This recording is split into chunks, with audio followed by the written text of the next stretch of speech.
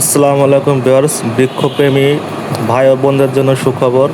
প্রতি বছরের ন্যায় এবারও শুরু হয়ে গেল মেহেরপুর সদর বৃক্ষ মেলা 2026।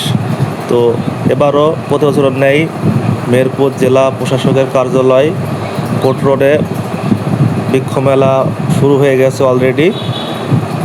কতদিন পর্যন্ত থাকে শিওর জানি নাই। তো এখানে এবার প্রত্যেক প্রকার গাছ এসছে প্রতি বছরের ন্যায়, তবে এবারে গাছের দাম একটু বেশি অন্য বছরের তুলনায়। তো দেখলাম ফুল মানে এমন কোনো ফুল গাছ নাই, ছোট বড় মাঝারি সব ধরনের ক্যাটরাস বলেন, আপনারা যেরকম বলেন সব রকম ফুল গাছে আছে।